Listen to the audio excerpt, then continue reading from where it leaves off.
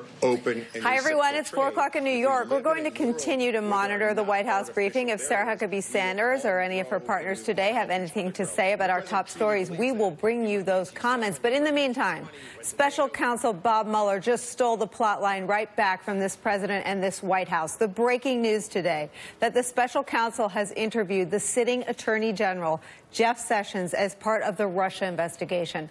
Jeff Sessions becomes the first Trump cabinet member that we know to be questioned. That was first reported by the New York Times' Michael Schmidt and confirmed by NBC News.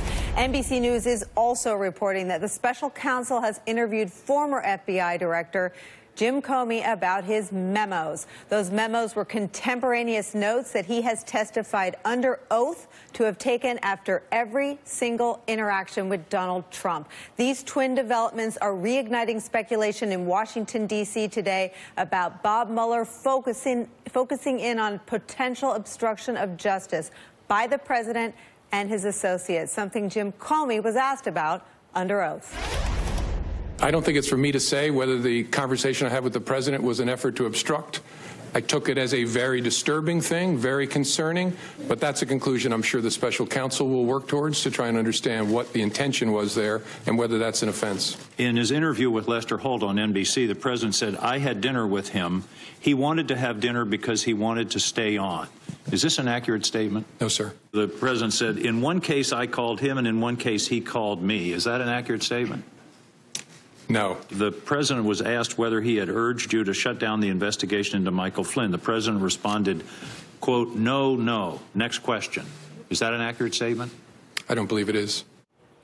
To help us understand the significance of both of these developments and the news that's just breaking in the Washington Post as we come on the air, that Bob Mueller seeks to question the president in the next few weeks about his decision to fire Michael Flynn and Jim Comey. We've invited some of the very best reporters and experts to join us. With us from Washington, NBC's own intelligence and national security reporter Ken Dilanian, Chuck Rosenberg, a former U.S. attorney who worked on the staffs of, get this, both Robert Mueller and James Comey at the FBI.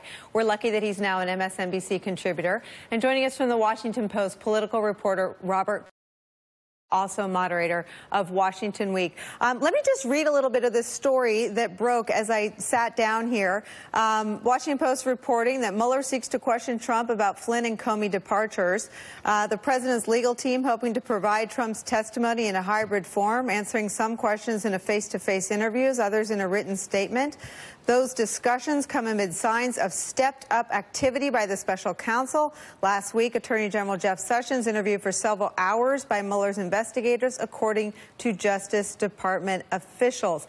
Chuck Rosenberg, let me start with you and ask you, we know that Bob Mueller is running a tight ship with zero leaks, but we also know today that he wants to talk to, or has already talked to, Jeff Sessions, a sitting attorney general, to this president, Jim Comey, about his firing and other goings-ons, and this breaking news this afternoon that he wants to talk to the president specifically about the dismissals of Michael Flynn and Jim Comey. What does the picture look like to you from your vantage point? Well, Nicole, it's getting a little bit clearer. None of this should be surprising. You describe these as developments. They're more like revelations. Let me explain what I mean. One of the reasons that Mr. Sessions recused himself is because he knew he would inevitably be a witness in this case. So to learn that the Mueller team wanted to talk to a witness is not at all surprising.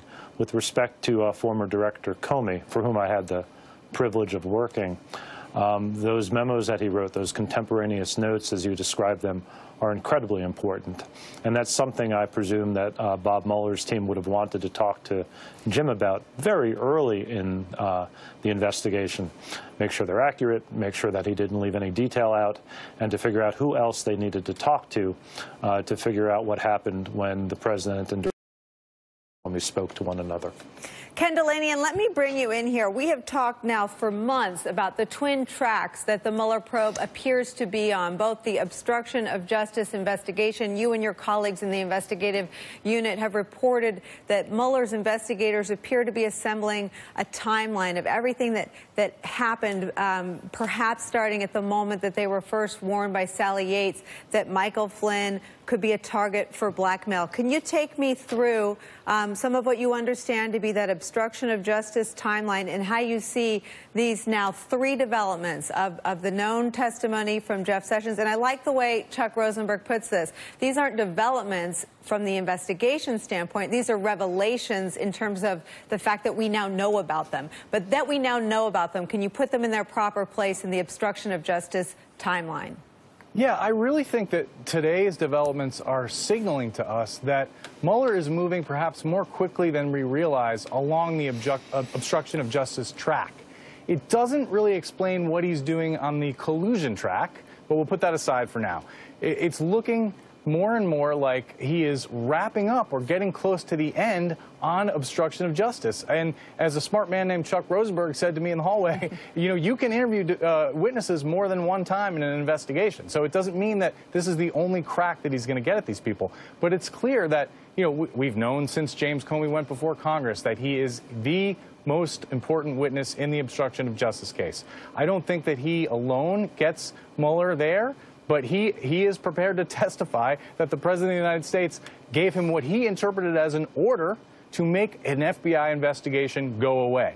That on its face looks to people like obstruction of justice. Now, Donald Trump denies doing that. And so one of the things that Robert Mueller's team is going to have to do is corroborate these Comey memos and Comey statements. And he's going to do that by speaking to the people Comey talked to at the time, and also potentially to White House officials who spoke to Donald Trump about it.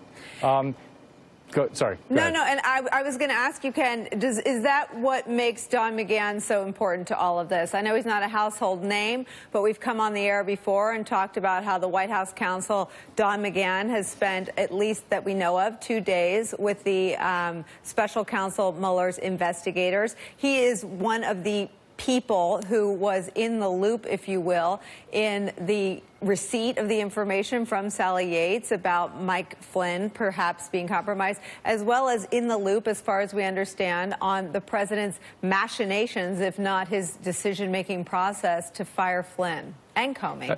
That's right. He's really important because there's a fundamental question about the whole Mike Flynn situation that we don't know the answer to, which is we do not know whether Donald Trump asked Mike Flynn to go meet with Sergei Kislyak during the transition and negotiate behind the Obama administration's back about sanctions, or whether Flynn did that on his own.